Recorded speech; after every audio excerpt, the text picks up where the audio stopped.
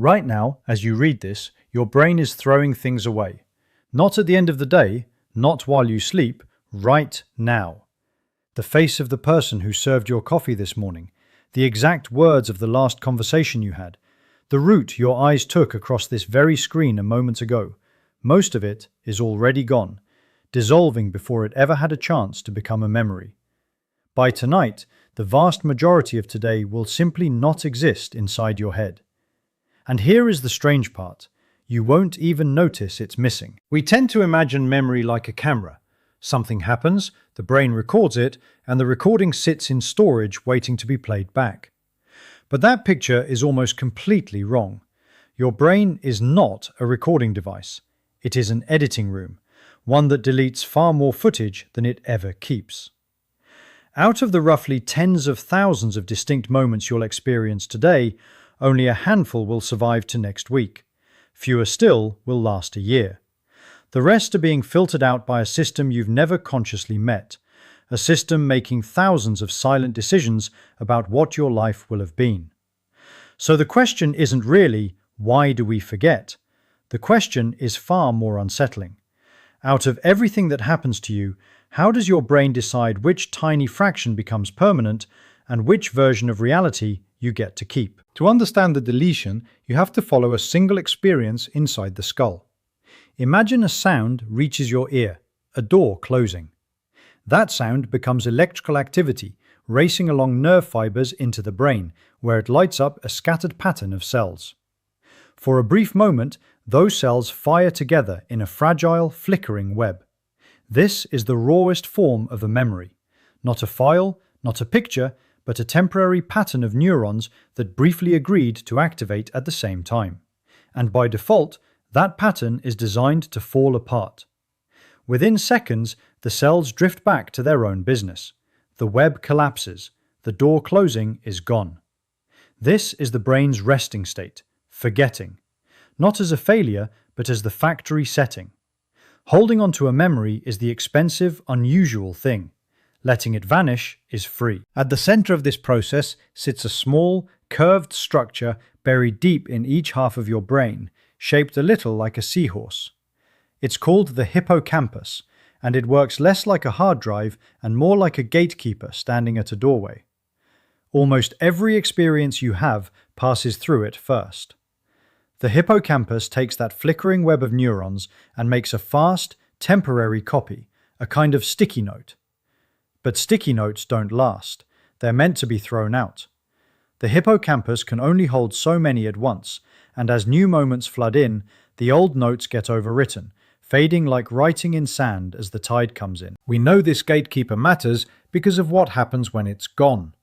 There's a famous case in neuroscience, a man known for decades only by his initials, HM, who had both hippocampi surgically removed in the 1950s to stop severe seizures.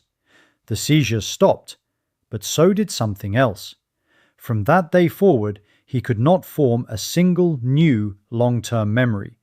He could hold a thought for a minute, maybe two, he could carry on a conversation, but the moment his attention moved, the experience evaporated completely, as if it had never happened. He read the same magazine again and again, fresh every time. He met the same doctors over and over, each meeting a first meeting. His past from before the surgery stayed intact. His future, from that point on, simply stopped accumulating. He was, in a sense, permanently living inside the few seconds the rest of us forget without noticing. HM revealed something profound.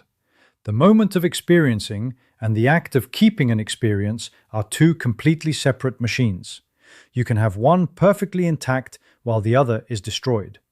And it means that everything you remember about your own life only exists because that little seahorse-shaped gatekeeper chose at some point to do extra work, to take a sticky note and begin turning it into something permanent.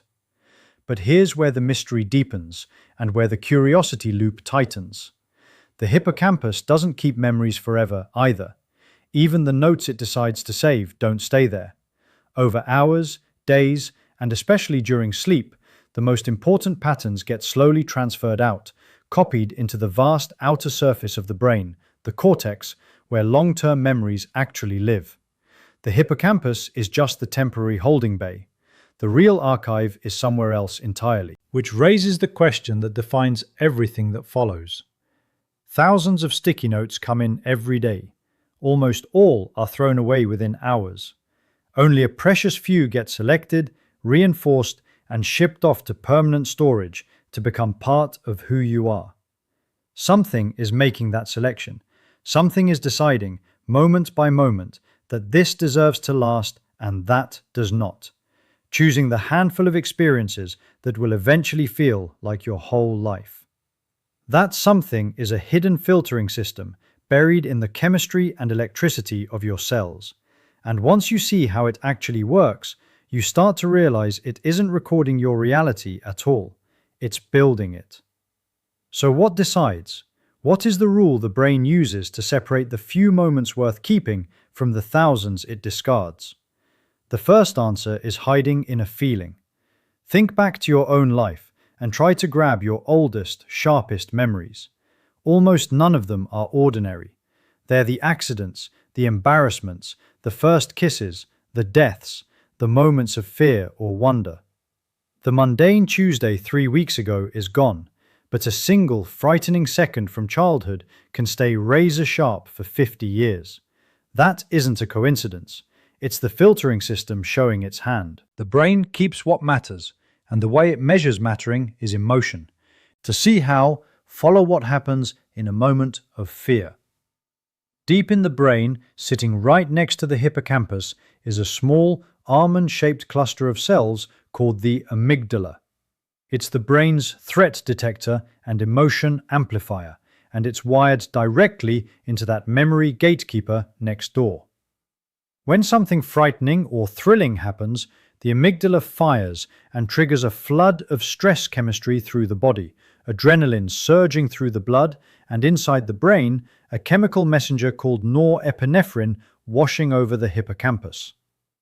And norepinephrine does something remarkable to that flickering web of neurons. It acts like a highlighter. It grabs the sticky note that would normally have been thrown away and stamps it. Save this one. This is why emotional memories burn in so deep.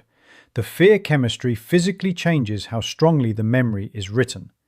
In a calm moment, the cells that fire together drift apart and forget each other. But under that chemical highlighter, the same cells lock their connection in place. The emotion isn't just a feeling layered on top of the memory. It is the signal that tells the brain the memory is worth the cost of keeping. Researchers have watched this happen in controlled experiments. Show people a series of images, some neutral, some emotionally charged, and test them days later, and the emotional images survive far more often.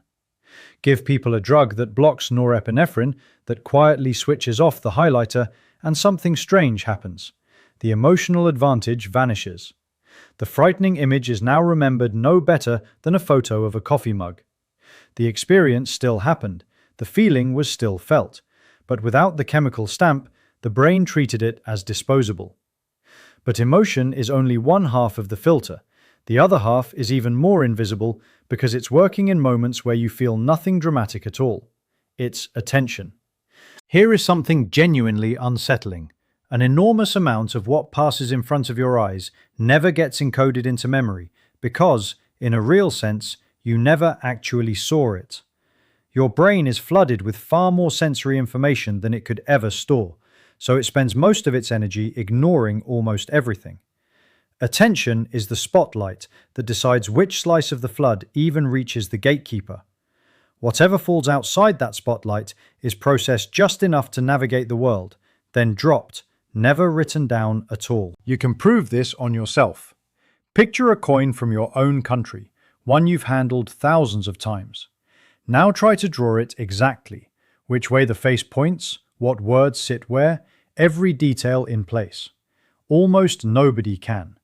You've seen that coin tens of thousands of times, but you never attended to it, so it was never stored. It's been passing through the spotlight's edge your entire life, and your brain quietly decided it didn't need to keep a single copy. The same thing is happening right now to most of your day. So the filter has two gates. Did it carry emotion? And did it catch your attention? But even passing both gates isn't enough to make a memory permanent. There's a final stage, and it happens almost entirely while you're unconscious. When you fall asleep, your brain does not switch off. It gets to work. During the night, the hippocampus does something that looks almost ghostly under the recording electrodes. It begins to replay the day's saved patterns, firing the same sequences of neurons that fired during waking experience, but faster, compressed, sometimes hundreds of times over. Scientists watching the brains of sleeping rats saw it directly. A rat that had run through a maze during the day would, while sleeping, rerun that exact path in its mind, the same place cells lighting up in the same order, like a memory rehearsing itself in the dark. This nightly replay is the transfer process. Each time a pattern is replayed, the connection between those neurons is strengthened a little more, and the memory is gradually copied out of the temporary hippocampus and woven into the permanent cortex. The strengthening itself has a physical form.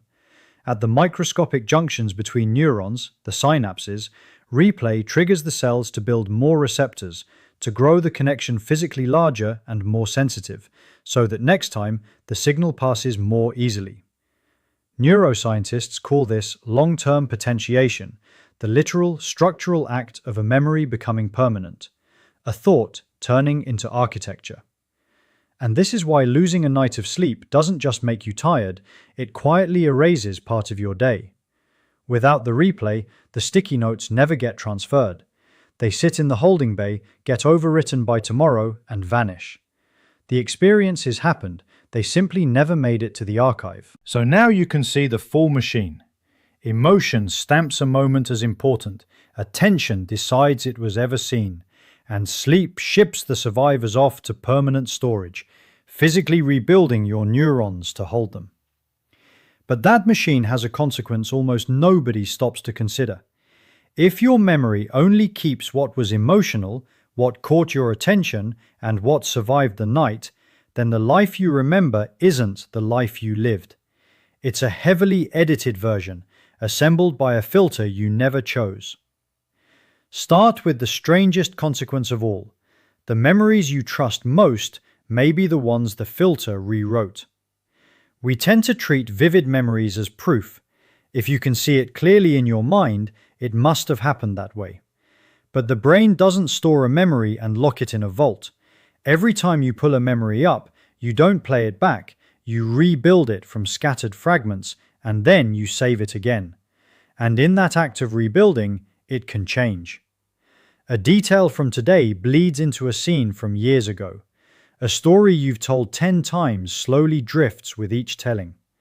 The memory feels untouched, but it's being quietly edited every time you visit it. This was shown in one of the most uncomfortable experiments in psychology. Researchers sat people down and, with the help of their families, described several childhood events, except one of the events never happened. A fabricated afternoon being lost in a shopping mall as a small child. At first, people had no memory of it, but after being asked about it again and again over days, a large fraction of them didn't just accept the false event, they began to remember it. They added details the researchers never gave, what the mall looked like, how scared they felt, the kind stranger who found them. They weren't lying. The filter had taken a suggestion and built it into a real, felt, fully detailed memory, indistinguishable from a true one. The machine that constructs your past can be fed ingredients that were never there, and it will assemble them into something you'd swear you lived. Which means the confidence you feel about your own history is not a measurement of accuracy. It's just a feeling the brain attaches to whatever it has currently assembled. This same filtering explains something you felt your whole life without naming it. Why time seems to speed up as you get older. A childhood summer felt endless. A year in your 30s evaporates. Nothing about the clock changed. What changed is the filter's diet. When you're young, almost everything is new. New faces, new places, new fears. And novelty floods the system with the chemistry that stamps memories as worth keeping. Your brain lays down a dense, rich record, and looking back, that time feels enormous because there's so much of it stored. As you age, the days become familiar. The same commute, the same rooms, the same routines slide past the spotlight without ever being saved. The filter throws most of it away as redundant. And a stretch of time with almost no surviving memories feels short in hindsight because there's so little of it left inside you to look back on. The years didn't shrink, your record of them did. And this is where the whole thing turns from a story about memory into something closer to a story about identity. Because the filter doesn't only decide what you'll remember, it decides who you'll become. The version of your past that survives, the emotional peaks, the moments you happen to be paying attention, the things that got replayed often enough to harden into permanent structure. That edited reel is the raw material your brain uses to build your sense of self. Your personality, your beliefs about how the world treats you, your gut sense of who you are. All of it is assembled from the fragments that made it through the gate. Two people can live through nearly the same childhood and walk out with opposite life stories, not because their lives were different, but because their filters saved different moments. The one whose amygdala stamped the cruelties carries a world that feels dangerous. The one whose filter held on to the kindnesses carries a different world entirely. Same events, different archive, different person. So the unsettling truth underneath all of this is that you are not living in reality. You're living in a model of reality, a model your brain built from a tiny, biased, emotionally weighted sample of everything that actually happened, and then sealed off so completely that the deletions are invisible. You never feel the gaps, the forgotten coffee, the unnoticed faces, the thousands of moments quietly dropped every single day leave no holes you can sense. The brain stitches the surviving fragments into something that feels seamless and complete, and hands it to you as your life. And it had to be this way. A brain that kept everything would be paralyzed, buried under detail, unable to find the few things that ever mattered. Forgetting isn't the system breaking down. Forgetting is the system working. The deletion is the point. By throwing away almost everything, the brain distills an unmanageable flood of experience into a story short enough to live by. The cost is that the story is never the whole truth. It's a sketch, drawn by a filter you didn't design, of a life far larger than the one you'll ever be able to recall. So tonight, while you sleep, it will happen again. Your hippocampus will quietly sort through the day, replaying a handful of patterns, hardening a few connections, and letting the rest dissolve back into nothing. By morning, today will have been edited down to almost nothing, a fragment or two, if that, kept for reasons you'll never consciously know. The rest of it, most of it, will be gone. Not because it didn't happen, but because somewhere inside you, something decided it wasn't worth keeping.